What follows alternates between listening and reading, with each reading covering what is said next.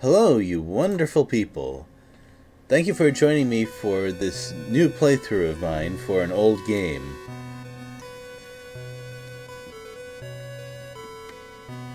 Well, I'm tempted to just let this whole thing play out without saying anything because I have some memories about this. Though not quite the way you might think. The first time I played Shining Force 1 was the Game Boy Advance version, which changed quite a few things, gameplay and story-wise, but we'll go into the details as we progress.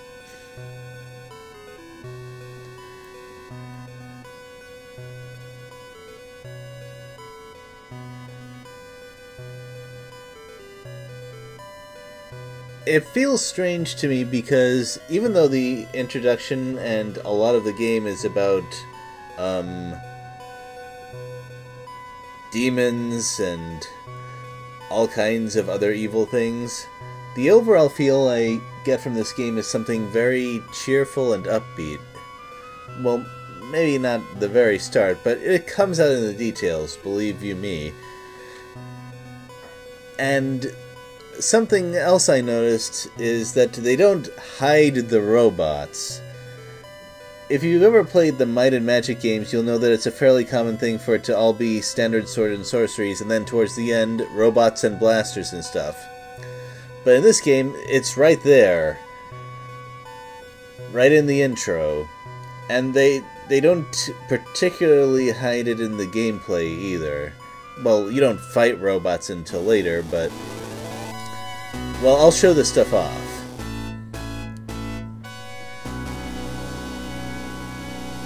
But that can't happen until I start the game, so let's follow its instructions and press the start button.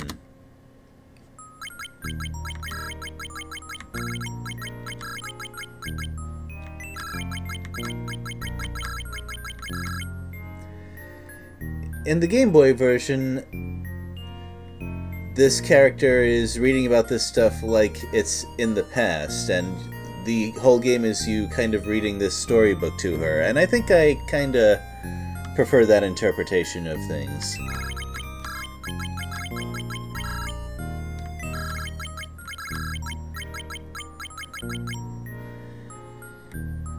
I can forgive this though, because their only previous game with this style was Shining in the Darkness, and that was also kind of a this is happening right now sort of introduction. So it takes a little bit for the transition to happen.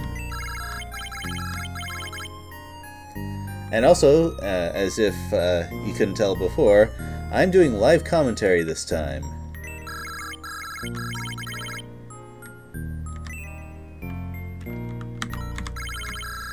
You can skip that whole introduction thing by holding start as that gets going.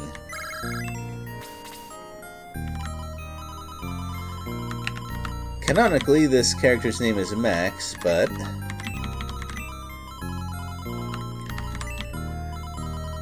it gives the player the chance to select the name for a reason, so I might as well play along with it.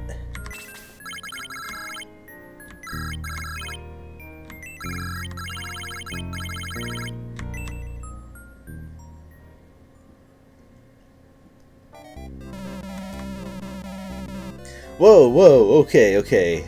I'm not sure I like this relationship right here. Oh, it's training for battle. Okay, never mind. Yeah, never mind.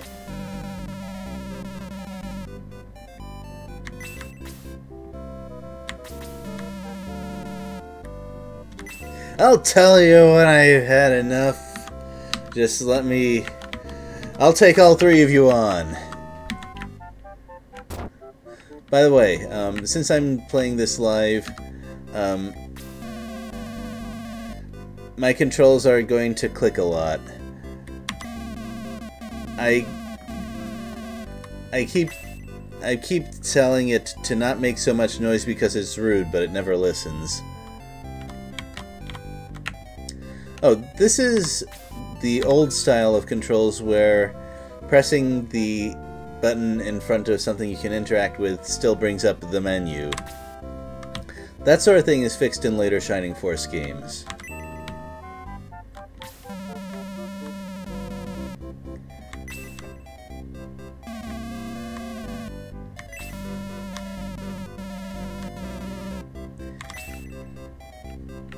Now this is fairly unusual because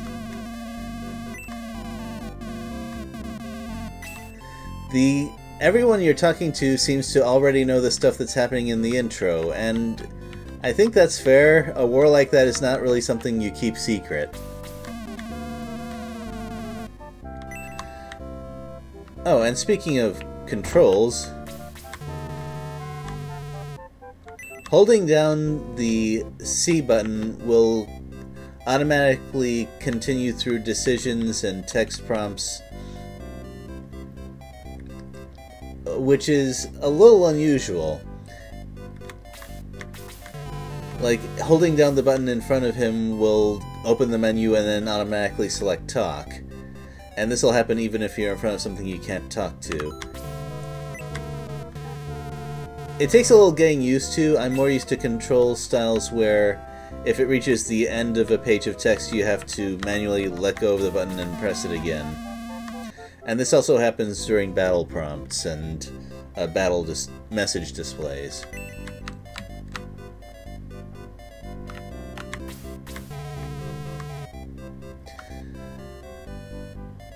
Mana Arena is a name that will come up a few times, both in this town and elsewhere, and also the first time I saw it I read Marinara, which, given this game, I would not have been surprised if that was the actual kingdom name, but it's probably for the best that it's like this. Oh, you mean this cart? Let me just grab it and bring it over for you so it'll prevent some trouble. Oh! Wait. Let's pretend that never happened.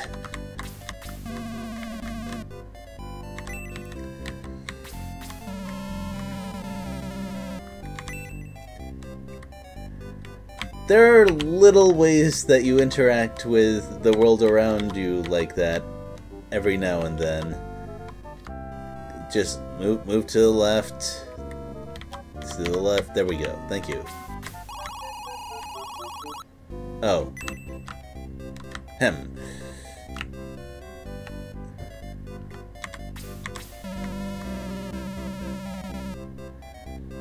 I've worked enough retail to know that feeling myself. I say that like that's a long time, but really, maybe a week is long enough to feel that way. I don't think we're gonna do a whole lot of buying as it is.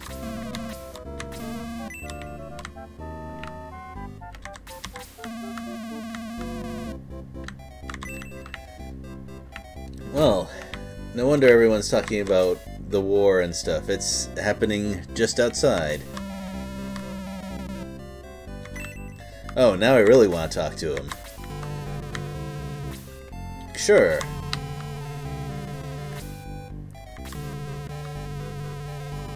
Have you ever wondered why no one wants to talk to you? There's murderers all around the place. I ought to know. I was one not too long ago. Actually, that's a little unkind. Gord is not actually a bad person, as far as I can tell. They're a little sparse on the characters' backstories in this game. Oh, really?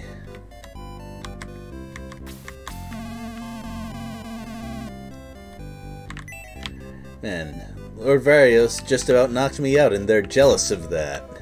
Okay. Yeah, I guess having an army right outside the gates will cut down a bit on travelers. Hello, person that I definitely did not cause any trouble for.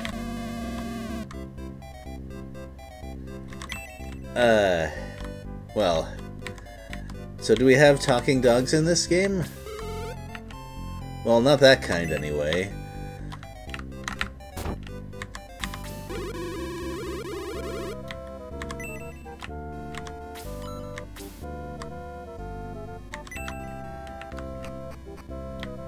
I kind of like how the game tells you there's actually a whole bunch of different books on there, because I played more than one JRPG where you look at a bookshelf and it says there is a book on there.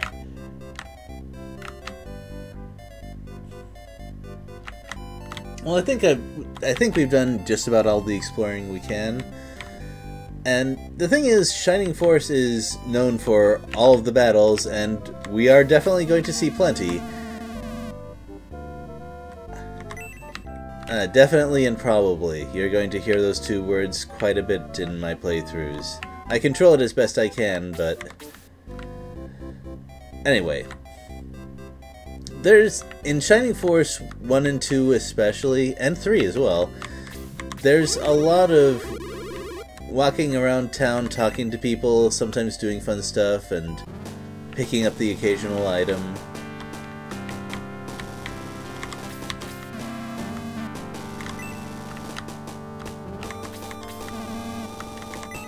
The other guy says the same thing.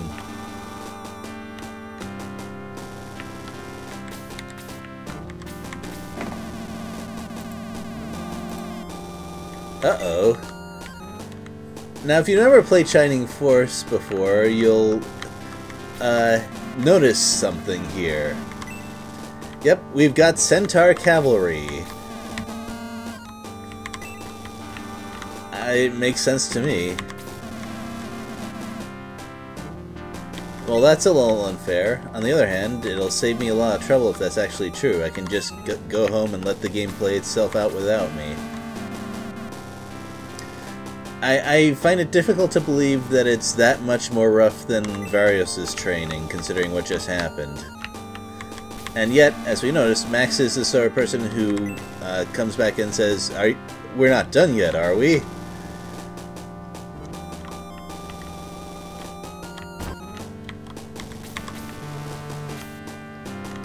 How should I know? Oh, okay.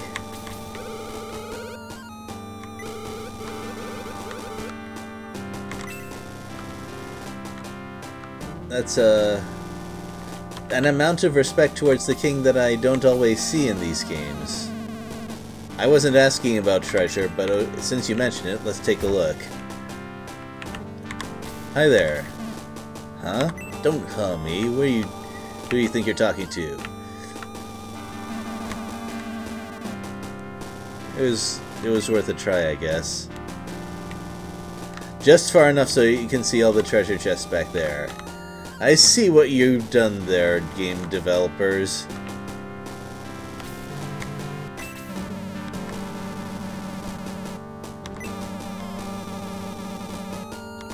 Okay, sure. Oh, hi. I approve of your character's design wholeheartedly. And I guess you're a less important person.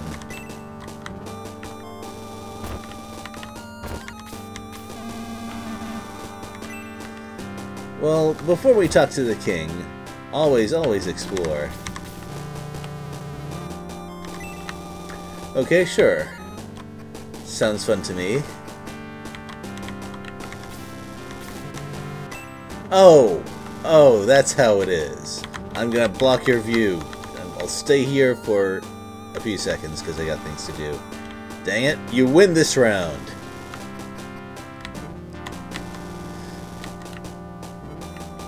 Oh, and it's also important to check the basement because... Hello there, this is not a swords and sorcery room.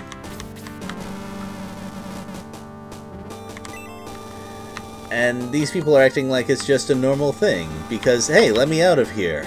That's not cool. Anyway, talking about it like it's just a normal thing. I guess that's just how this world is. There's technology where you do not expect it, if you haven't played this before.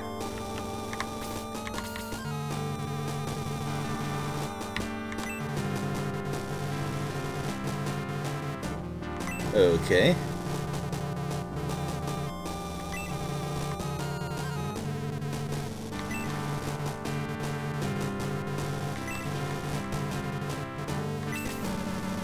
This sounds like a quest to me.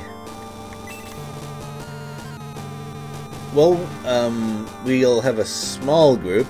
I don't know how skilled we are just yet, but okay. No, of course I'm not going to do that. Oh, it's the I'm not mad, I'm disappointed approach.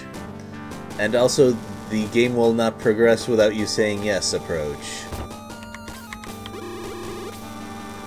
Sure, why not? I'll listen to rumors.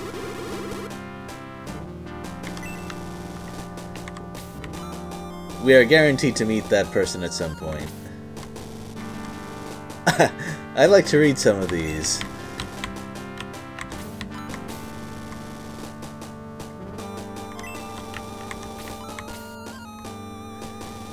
Yeah. Unfortunately, we don't have time for all of these, but... Marinara, the Land of Magic.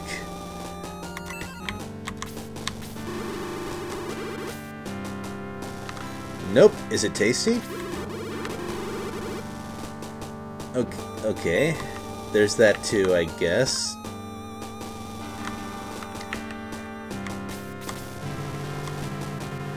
I guess I have to.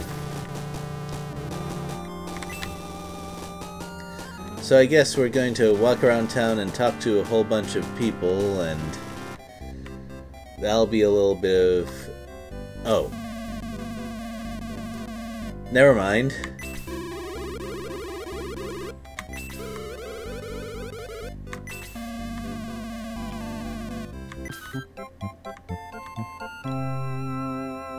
And you've heard about half of their lines.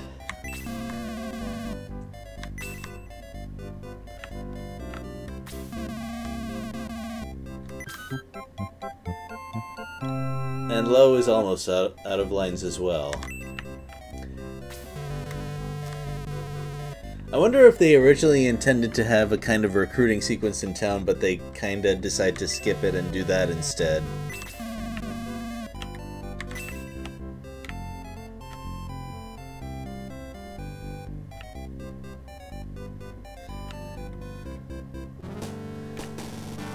Well, as you've no doubt observed by now, the people of Shining Force are a diverse bunch. And their opposition to each other seems to be based on ideology rather than what they look like, which is refreshing. Also, these menus. These two-frame animated menus are adorable, and they are an inheritance from Shining in the Darkness. It's one of those touches that helped get the good reviews for that game, and it does seem to add a lot of personality, if you ask me.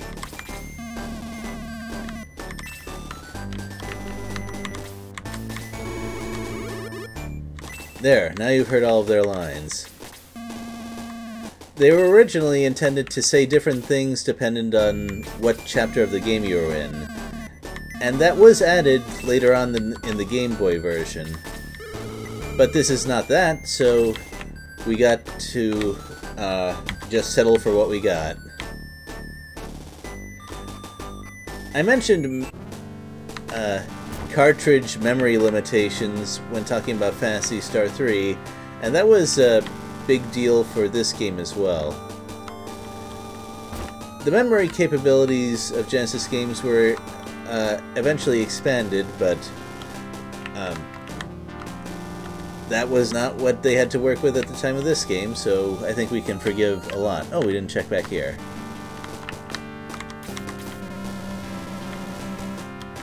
Oh, I think I missed a line from that person. Or maybe not. We'll see.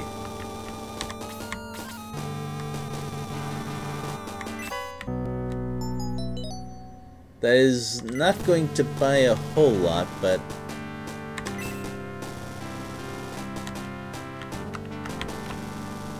Oh, there's a couple of interesting lines now that we have official leadership.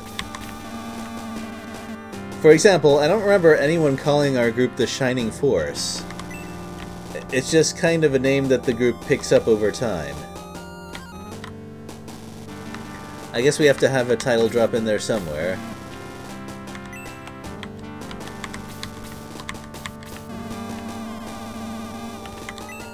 Yeah, okay. Oh, that's their training. Okay, fine. That might explain some things.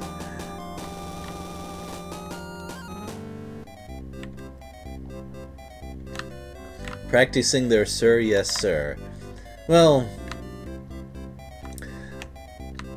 I'm not confident enough to say that's unrealistic.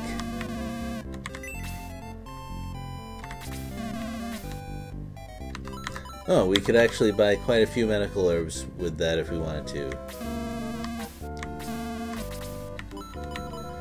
Now, one thing that we have to be careful about is that storage is not really a thing in this game, except that we get more item slots as we get more people. So I don't want to go too crazy with buying these things.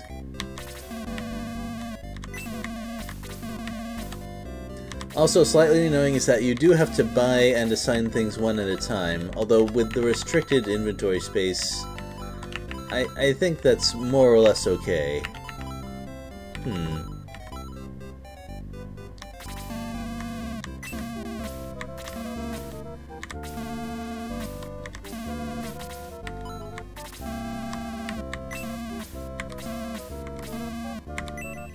I think that's enough. They were like, oh wait, no, we can't let you go. Oh wait, yeah, actually we can.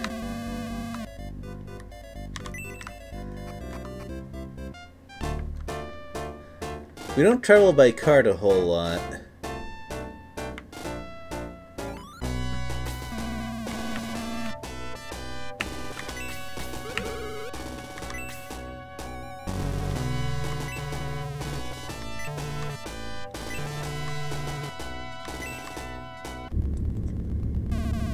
Well, I was just talking about how open-minded everyone is, but the people of Gardenia tend not to employ goblins a whole lot.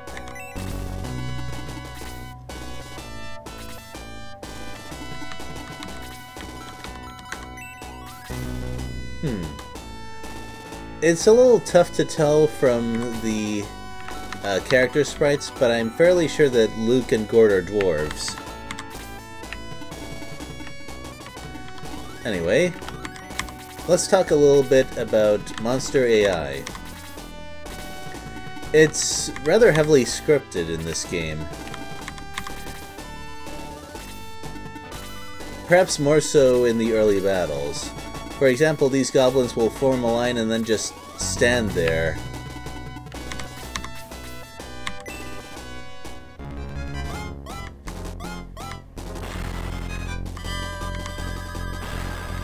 Oh, that was unlikely.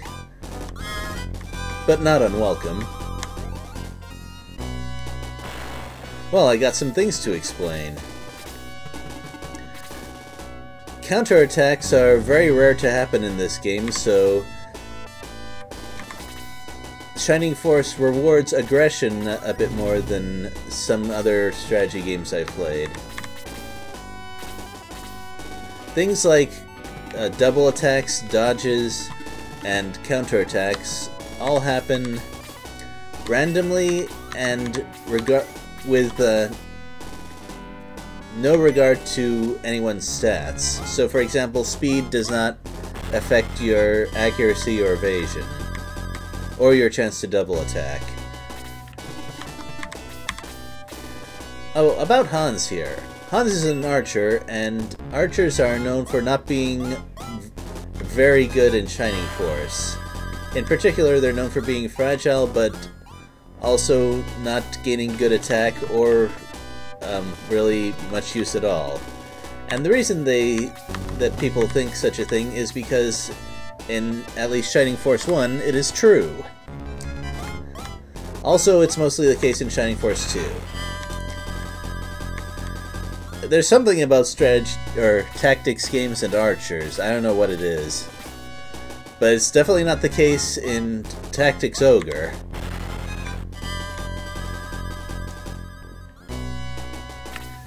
And this is a rare chance to get a kill on a healer, so we have to take that.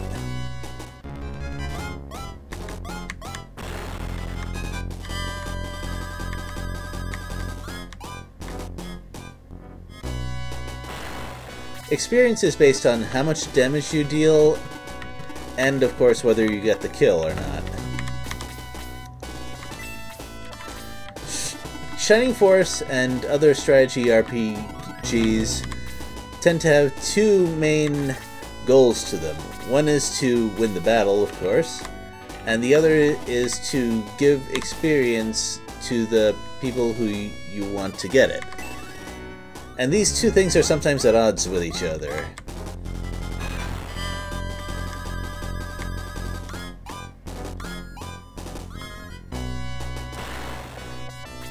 Now, dealing more than half of an enemy's hit points and damage doesn't seem that awful for a ranged unit.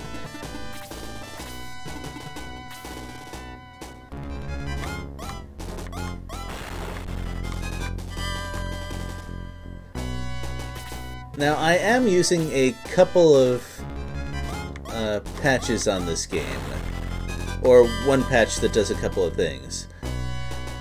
Three things in particular. One is that it makes the terrain work properly.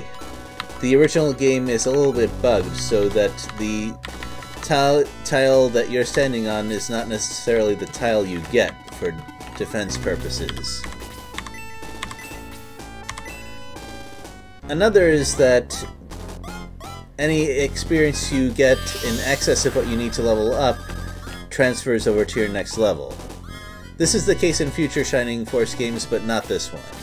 Oh wow, our hero is kinda trapped, isn't he? I better work to untrap him, because if he gets KO'd, that's it. Well, it's not actually a game over. But I do lose half my money, and I'm kicked out, and I have to start the battle over.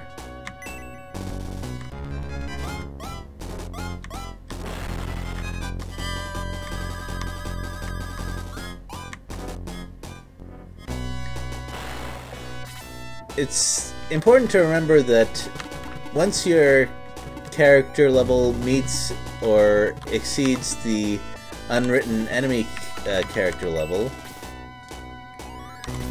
once again, in later games, the game explicitly...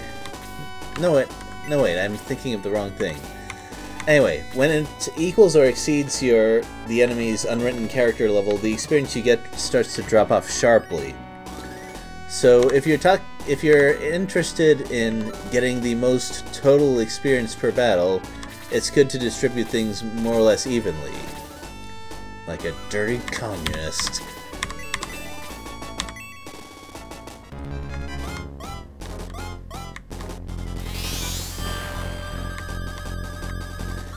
I should leave one blaze spell for the knight at the top of the map.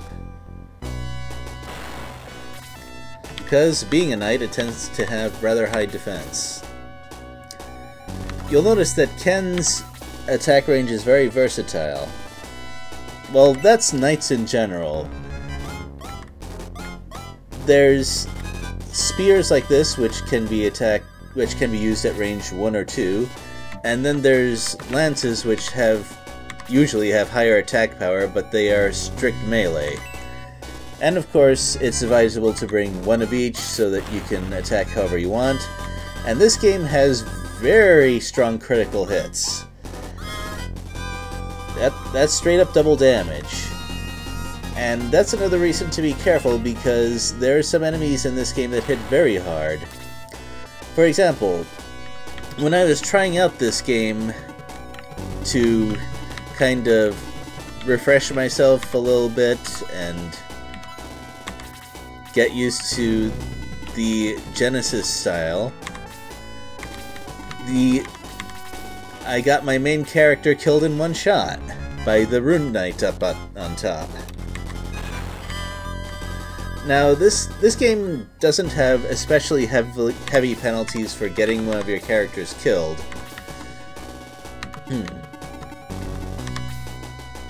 But, as I said, you lose this guy, you lose the battle. And since I want to make this a no-grind playthrough, that would mean that I start over. Obviously, not a good thing.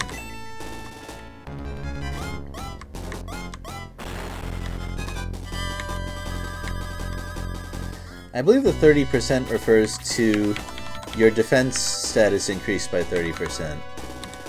But I'm not completely sure about those game mechanics.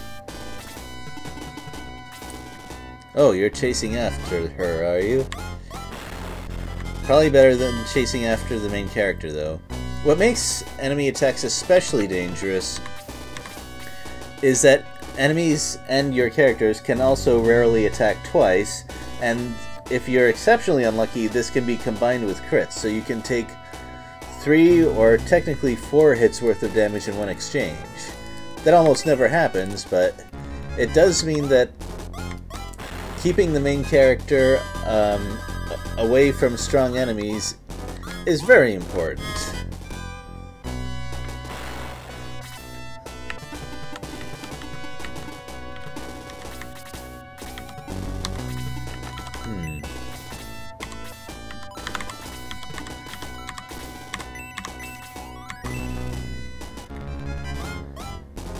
Healing does not give a whole lot of experience in Shining Force. That's why I was looking so hard for opportunities to get a kill for Low. Especially because he doesn't have the MP to cast anything too often at this point in the game. Well, let's not waste any more time. Ah, that random mischance. It hurts so good.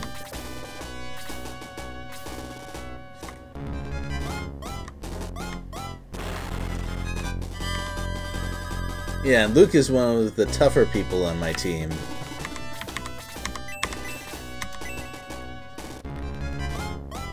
Once a monster starts attacking a particular party member, they usually stick to that particular person, even if a more vulnerable party member moves in range.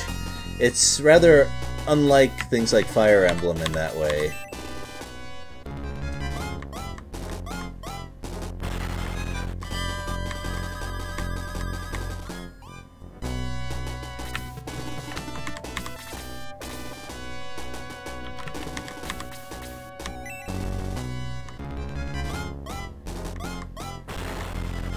Oh, okay.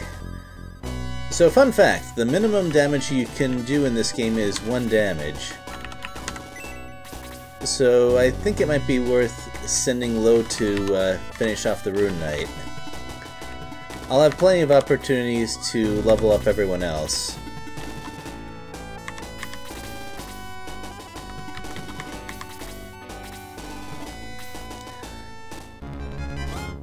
I say they tend to stick to one enemy, but I guess it's not a 100% certainty thing. Come on. Wow, they are going out of their way to stop this from happening, but I won't let a little thing like the game engine get in my way. So, damage and magic use are completely recovered between battles. There's no need to stay at an inn for anything like that. Now that's not a very impressive level up, is it? Level ups in this game tend to be unstable. That's something that is reduced a lot in later Shining Force games, but for right now, you can gain very little or a whole lot from a level up. If my understanding of the game is correct from seeing things like speedrunner talk, the game tries to keep track of who is stronger or weaker than they should be and give them their appropriate stats later on. But right now that doesn't help very much. Well, I'm getting thrown into another battle right away. But you know what? I want to kind of call it a video and pick it up where we left off next time. Especially in this map, which I will have some things to say about when we tackle it for real. It will be interesting.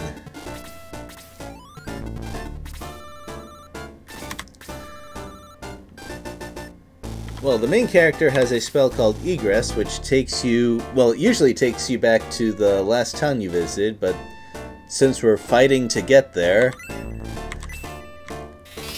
it takes us somewhere else. And it's handy to do this because we can recruit someone. Now, Gong is not an amazing character, but we have plenty of open party slots right now, so we should take what we can get.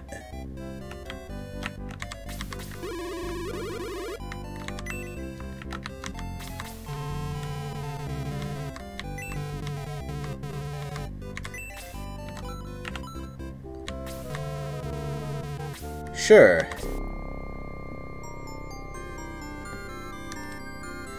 Yeah, it has little jingles like that for just about everything that priests do in the Shining Force games. And that's it for now. Oh wow, okay.